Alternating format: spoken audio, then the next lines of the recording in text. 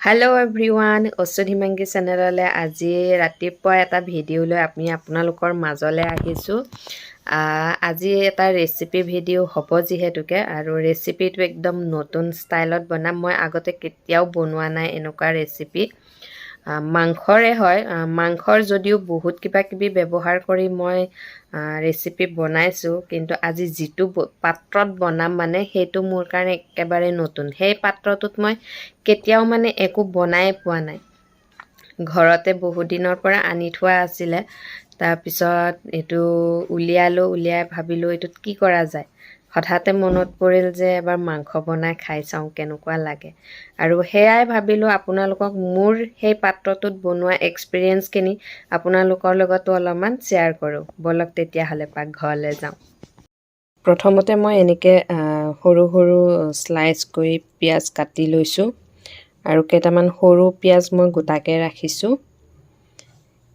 এইফালে খুন্দনাত হাতেৰে আদা নহৰু পিচি থৈ দিছো। বাউল এটা লৈ লৈছো, বাউলটোত এতিয়া মাংসখিনি দি দিম।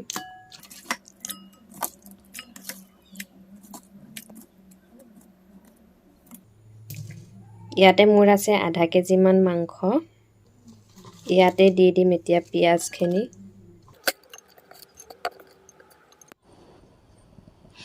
অকণমান নিমখ দি দিছো, নিজৰ জোখমতে দিছো।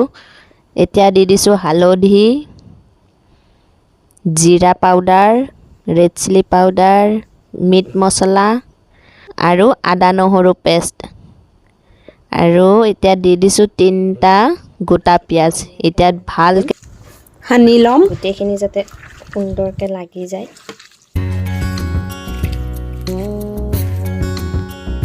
এটো হৈ গ'ল সানি, ইমান ধুনীয়া কালাৰ উঠিছে। এতিয়া মই দি দিছো অকণমান মিঠাতেল।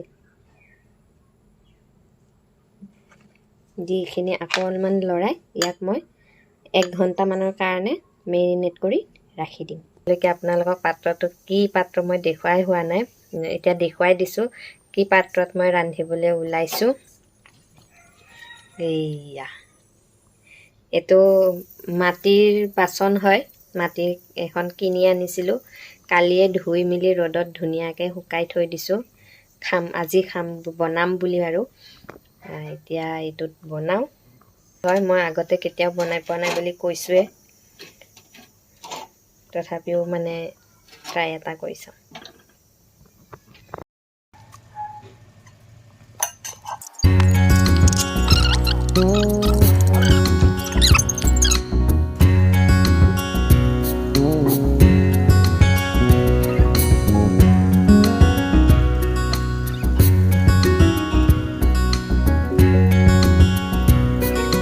এয়া আমাৰ মাংস দেখিবলৈ এনেকুৱা হৈছে, সাইডত ধুনীয়াকে তেল উঠি গৈছে।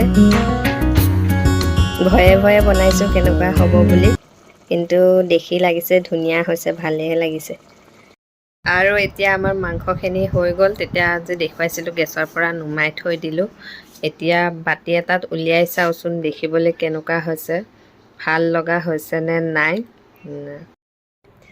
এইখিনি মাংসখিনি দেখিবলৈতো একদম পুৰা ধুনীয়া হৈছে।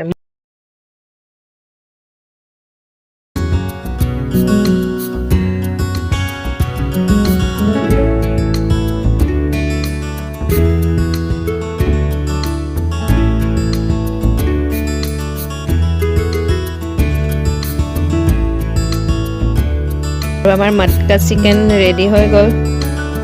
গোন্ধটো বহুত ধুনীয়া ওলাইছে। আপোনালোকো এবাৰ এনেকে বনাই খাই চাব। যিসকলে এনেকে বনোৱা অভ্যাস আছে তেওঁলোকৰ কাৰণে চিন্তা নাই বাৰু, পাৰিবই। কিন্তু মই আজি বহুত ভয়ে ভয়ে বনালো, আৰু যিমান ভয় কৰি বনাইছিলো ঠিক সেইদৰে মই আজি এই মটকা চিকেন বনোৱাত সাকসেস হলো ফাইনেলি। আৰু এয়াই আছিলে ভিডিওটো। আজিলে এইটো ভিডিওৰ পৰা বিদায় লৈছো। Bye bye. ভাল পালে প্লিজ এটা লাইক কৰিব আৰু প্লিজ প্লিজ প্লিজ সাবস্ক্ৰাইব কৰিব মোৰ চেনেলটো। Bye bye.